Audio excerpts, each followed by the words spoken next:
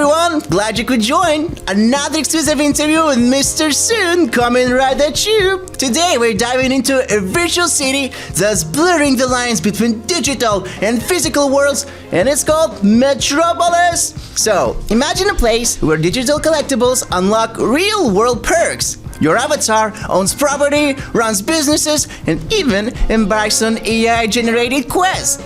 Sounds wild, right? So joining me today is Rashid from Metropolis, Eton Station Season 2 partner, here to tell us how they're basically revolutionizing social commerce and shaping the future of the digital economy. Oh, and by the way, guys, just remember, February 6th is a big day for Metropolis as they are celebrating their TGE. I want to congratulate the team on this exciting milestone and wish them great success on their journey ahead. Okay, so the first question, so what's the origin story here? Was there like a light bulb moment that sparked Metropolis, or is this more like a slow burn passion project? Yeah, totally. So, I started looking at NFTs a few years ago as a music producer. So I was releasing music on a lot of the big house record labels, and I really liked the idea of doing music NFTs. And I started diving into a lot of the different products, the Metaverse products that were coming out. And I felt that we could build something super cool. And at the same time, my sister was building immersive experiences in the real world. So she had something called Pips Island in New York. It was a big hit, where families would go to this immersive experience and go through it. And so we felt with her world building experience and my music background and the network I had, that we could come up with something really strong. So that's how Metropolis was born. And then we got into Outlier Ventures Accelerator program, like kind of by luck. We met the founder and he really liked the idea and he took us on. And that was really how it all started off. And then we used that program. It was 3 months to build out Metropolis and launch it. And that was really our first kind of step into Web3. Wow, that's a big stretch from like just music industry to this. So I read a lot about this project. So Metropolis X, gamified marketplace, digital identity, yada yada. But really, what makes it a must visit compared to like other blockchain platforms? Totally. So for us, like we've really focused on the aesthetic. So when you come to our website and you look at our city and the avatars, we focused a lot on the art initially, the stories, the content, the lore. We wanted the world to feel like a Star Wars or a Harry Potter, where, you come in and you can engage with the characters in the world. So for us, that's what we feel allows us to stand out to some of the metaverses that currently exist, where you come and you're part of this really fantastical world. And then that's what we always tell people, start with that and then kind of gradually go deeper and come into the world. I think that Metaverse is kind of feels crowded right now. So what's been on toughest hurdle and how do you jump in?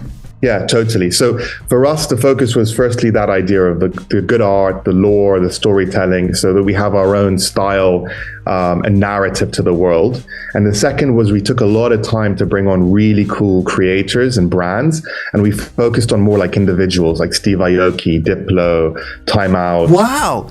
How'd you guys end up with, signing these big partners like Steve Aoki, Christian Cowan? I read all about that. Yeah, Steve Aoki was the first one actually, and through my music background, managed to get him on board, and he liked it, and created all these properties for these different early partners.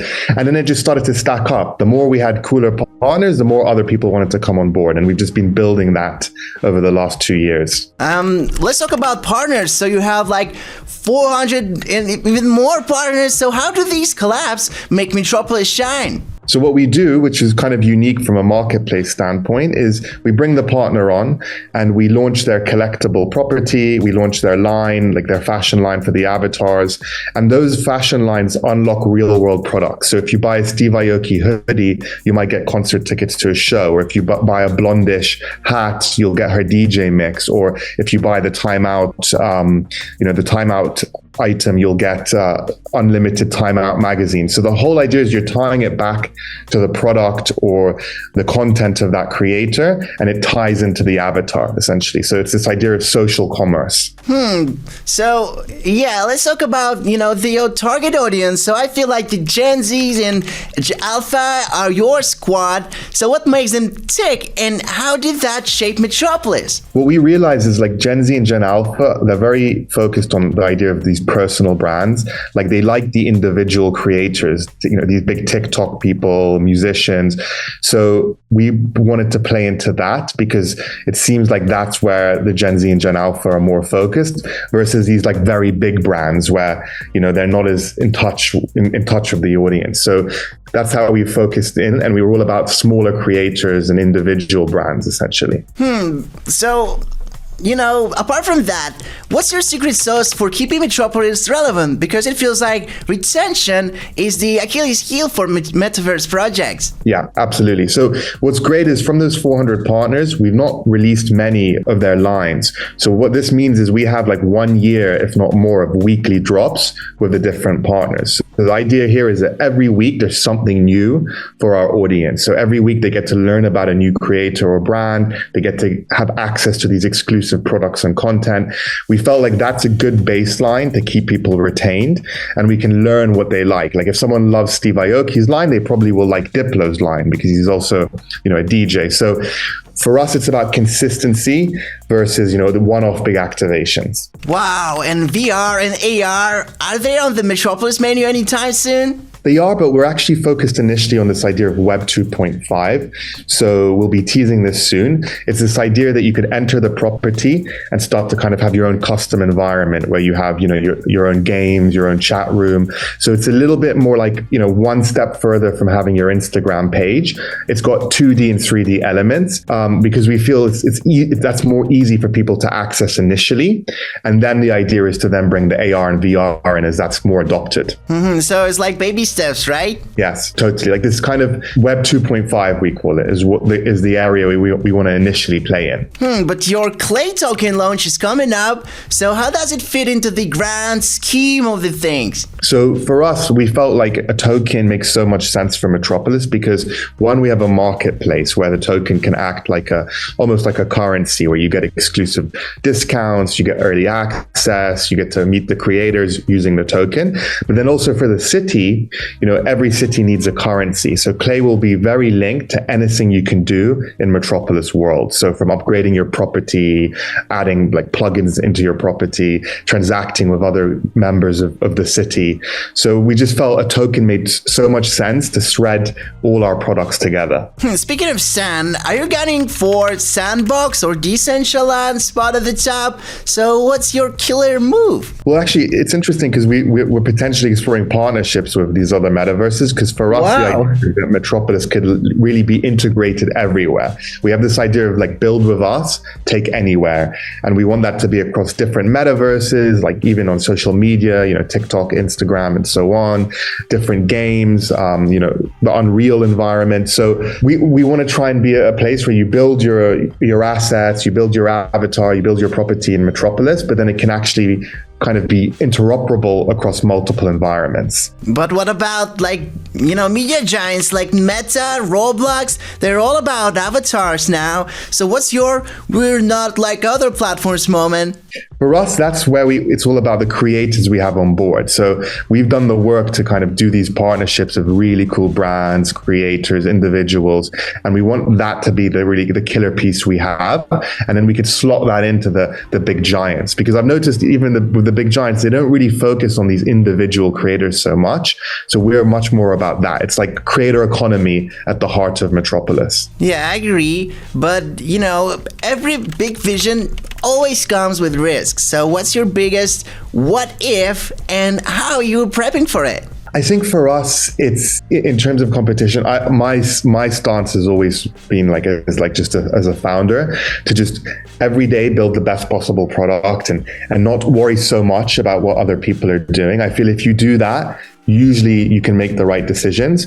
But if I had to answer like what would happen if tomorrow all these big players had the same product as us, I'd say what we have that's different is the IP. It's the storytelling, the lore. It's what my co-founder Rania brings, which she's built this amazing world that, you can make a Netflix show even from this world. We always talk about that. It's like IP that can be used and that you can build a fan base basically. So that's what we hope will be always our killer edge, and that people love Metropolis for being part of that world and those stories. So it feels like you're aiming big, like virtual cities, virtual economies, even conquering Netflix and all that stuff. So where is this all going? Like, are we talking full-on Ready Player One vibes here? Yeah, so 100%, like the vision would be to go full on. But what we have noticed is that when you look at some of the metaverses today, a lot of people, they're not ready for that kind of full immersion. Like even the headsets are not yet so fully adopted. People still prefer to be on like TikTok and have that fast gratification.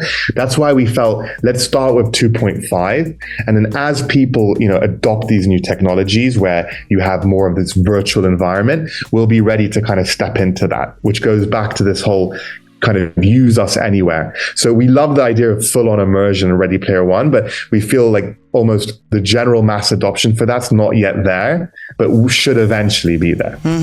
Okay, so I'm reading numbers and it tells me like 1.5 million in revenue and a solid investor backing. It's impressive. So what's next on the roadmap to scale things up? Totally. So what's next is, of course, the token that comes very soon and really becomes like a critical piece of the environment. The second thing is we're doing the immersive properties. So you'll actually be able to enter the properties, customize them, host different games. So, let's say you go to Steve Aoki's property, you'll play a game and then you can win Steve Aoki merchandise, basically. So we're going to go into like making the world more immersive, giving it more functionality. We're even building AI agents for every property so that you can have your own AI agent that represents that property, and then developing the lore as well even more. So for us, we always have this mentality, which is brick by brick, just keep adding more functionality, adding more content, listening to our users, of course, bringing more partners, and eventually we hope that there'll be a tipping point where the world knows about Metropolis. But what about the newbies? Where should they start exploring Metropolis if they see the project like first time? I'd say for newbies, the first thing to do is definitely come to the city, explore it, look at the different buildings, read the stories, and then go and, of course, create an avatar, which you can create an avatar for free. You don't need to have any blockchain knowledge. We've built it in a way that even though it's on chain, you can check out with a credit card, you can just claim and it's all there. Your wallet can be set up with an email. So we've made this as easy as possible for anyone to kind of get in. And we're all about that bridge of Web 2 to Web 3. Well, I like that. But any like personal aha moments or maybe stories from your Metropolis journey that stuck with you? Yeah, look, I have to say one of the things I've learned is when you're in the Web3 world, you have to always think about a Web3 customer and a Web2 customer because they're so different. Web3, they understand how to move their crypto around, how to purchase an NFT. They know all of this type of stuff. They're into their trading. They look at the floor price. They look at all these different things. And that's great. That's a user that is where we started. That's where, our initial customers came from. But then we have to think about, well, how do you then get new people in that maybe don't even know what an NFT is? They have no idea what a wallet is. How do you onboard these types of people? And for us, we feel that's like a critical thing. And we had this aha moment of like, we have to build in a way that, let's say anyone comes, like a 10-year-old comes that knows nothing about blockchain. How can they be part of this world in 3 to 4 clicks? And I think that's really critical, and it's why brands like Apple have succeeded, right? You look at Apple, it's so easy to set the phone up and get your applications. They simplified it, and we want to do the same thing for Metaverse, blockchain. We want to be one of the leaders of that type of beautiful interface, basically. Yeah, exactly. So Rashid, let's respond to critics and skeptics and whatnot. What's your elevator pitch for virtual worlds in blockchain tech? For me, it's I'd say that the big elevator pitch is that you can actually be part of the world. You can control your assets. Your assets have value to them. So it takes it to a much deeper place. If you look at a world like a Harry Potter or Star Wars, and the fan bases around those that will travel the world to go to the premieres and buy the merchandise, but really they don't own a part of the world. They're just viewers of the world. Whereas with these types of environments, you can be part of that world. You can have impact within it. You can actually have assets that grow in value and an economy. So that's what to me is exciting about this. And you look at Roblox, it's a prime example of that. Yes, it's not on blockchain, but when you look at it's typically younger audience, Roblox, let's call it 10 to 12 year olds. They have Roblox currency, and they have their assets, and they have their wearables, and they love it, and they hang out with their friends in that world, and they imprint and they build games in that world. To me, that's a prime example of a successful virtual world. But the blockchain just gives you that next level of that tradability. Exactly, yeah. So that's how we see it. Okay. That wasn't really one line elevator pitch. That was a very long. Yeah. Well, it's kind of. Rashid, it was so nice talking to you. I have just one question left. So let's give one piece of advice for the next wave of Web3 entrepreneurs. I'm pretty sure you can do that. Yeah, I think my advice would be to always stay with your vision and build a product that could be very usable by the masses. Because in Web3, we know a lot of it's to do with speculation, and people, they'll pressure you about the price and what's your token doing and what's the price of your NFTs. And that's fine. It's okay. But really stay true to the idea of building a product that billions of people can use. That's what I would probably advise. Wow, that's so great, Rashid, buddy. It was so nice hanging out with you. Thank you for coming here and give us the scoop of Metropolis and sharing your vision for the future. And yeah, everyone watching, if you made it this far, you are the real MVP. Just smash the subscribe button so you don't miss the next ones. And totally forgot. Just don't forget about February 6th and this big day of our Metropolis as they're celebrating the TGE. And just be sure to check out Metropolis Quest on Tone Station to earn yourself some Zoom points. So catch you next time. Bye.